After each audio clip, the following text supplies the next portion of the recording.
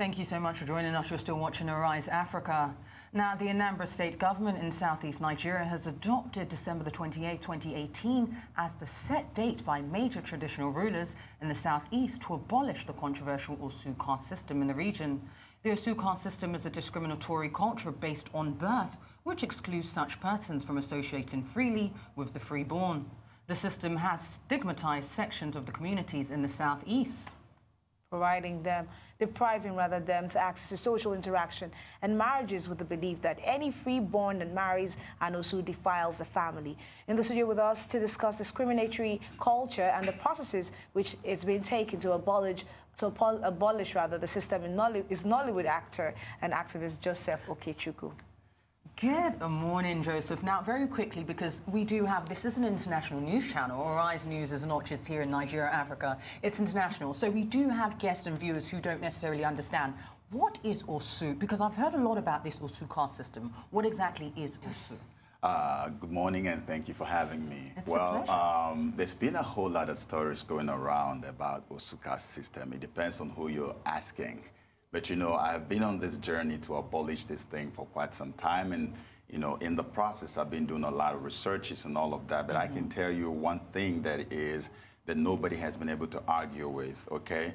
First of all, one of the most prominent of all the descriptions I've got about or definitions for Osu is this. It's something that stemmed from slavery.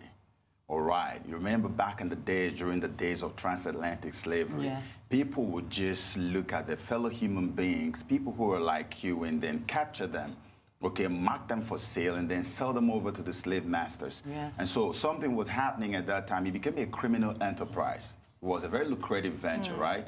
And then what happened was that people started saying, you know what, some guys in the town were very rich, wealthy, okay?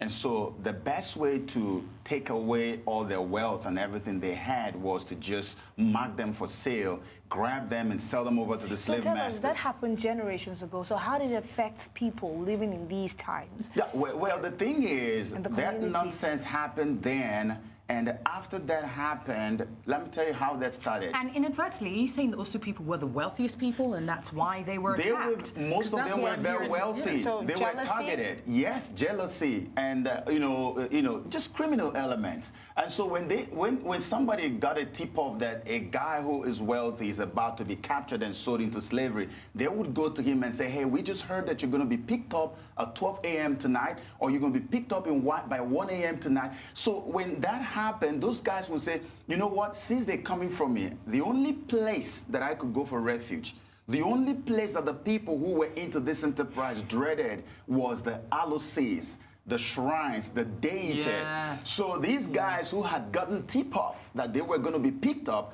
would run to the aloes to go and hide. Yeah. So the moment they go to the aloes, people will now look at them and say, oh, they're now properties of the gods. Okay. So that's how they become the untouchables. Tell us, how did something that happened decades ago, a very, very long time ago, yes, affect the people in this society now, so much so we're talking about abolition? That is why we are here to fight. The reason is this. All those people who ran to the aloes to go and get protection, okay? Yes. And the other ones who were taken to go and sacrifice to the gods, I'll come to that story later. All those people started having children, okay? After they started having children, people began to follow that bloodline, trace their bloodline. Yes. As if this bloodline is the bloodline of the people that were dedicated to the aloes. But the funny thing is that these guys did not go to give themselves to the aloes. They were running there for refuge, for protection. And that was the closest, the most easily accessible refuge they had at that time. So what kind of discrimination did they face? Oh, my goodness. Okay. The discrimination, the most prominent of them all is this. They cannot get married with an Amadi person. They can't intermarry with the Amadis. The Amadis are the freeborns. Okay. The freeborns are the people who supposedly were not exactly who's not Osu. Because to be honest, I mean, when I first moved here, I had a friend actually who was from Osu. Yes. And she did have a young man in question that she was betrothed to. But apparently, as soon as the family realized where she was from, done everything like I'm being so serious. These are two adults who are in love, ready to start a life, and he was told that she is from Osu and it's not allowed. And it's not going to happen. I literally had to ask. So that brings me to my next question, Yes, Joseph. okay. Now, of course, there are reports that traditional rulers in Igbo land have decided to finally abolish the Osu caste system. Now, can you tell our viewers, and especially us, what led to this and the highlights of December 28th? Especially, as you say, you've been on this journey for a while. You've been on this journey for a while. We would really like to understand the process and the difficulties. And how likely is it, do you think, that the traditional rulers will abolish this? Well, this is a process that we have started, okay? It's not going to happen overnight. But here's what I want to let you know about what is happening on the December 28th. You see, this thing is something that emanates from gross criminality. It's it's fraudulent, okay? And there are people who have been benefiting from this evil enterprise. And the reason they have succeeded so far is that they've always linked it with spirituality. Yes. They've always linked it with diabolism and all sorts of stuff. So what we found out is that the best way to abolish Osu in our land is to approach it spiritually.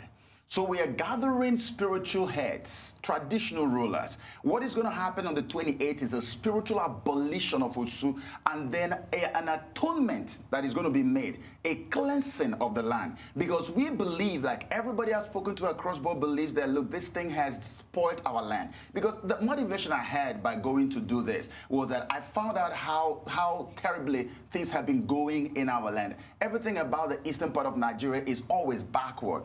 And I got tired of seeing all those deplorable state of things in that place. That was how I got into it. So what we're doing on the 28th is that we're going to have all these traditional rulers. We're going to have religious leaders who are going to come there, the bishops, the Anglican, the Catholic, the Methodist, all of them are going to be there. And we are going to make, and then there's something. Joseph, I'm so sorry. We are running out of time, so I do have a last question that I did want to ask you, because you have spoken so well and so eloquently. Yes. Lastly, how does this apply in the lives of the people right now, today, and very quickly as well, because we really don't have that much time? I would like you to tell our viewers what they can do to get involved in this campaign, because obviously it's a campaign that you're on. Yes, it is. It is. So please, how does this apply to the lives of the people, and how can people get involved in the campaign? Okay, so how it applies is that all these marriages that are suspended, like the story you just told, there's so many of them. I had a young lady who said that 6 suitors came to marry her in 1 year, 6 of them. And her own traditional rulers was the one telling the people that, look, that girl is an Osu, don't marry her. And she was so heartbroken, she told me she was going to commit suicide. I have ton of stories, too many of them. So what is going to happen is that after December the 28th event, a lot of these marriages are going to begin to take place, because from the highest authorities, we are going to begin to give them the power of attorney to go and get married. In fact, some marriages will take place on that day that have been suspended for so long. So how people can get involved is this. I don't know what kind of involvement. If you want to get involved, go to my Facebook page. My name is Joseph Okechukwu on Facebook. And then if you want to partner with us or whatever, just get in touch with me. We have a GoFundMe account as well, which is called No Longer a Slave. So whatever people can do, that's fine. Well done, Joseph Okechukwu, and bringing positivity to the Nigerian team. Thank you so much. Thank you so much. I appreciate that. All right.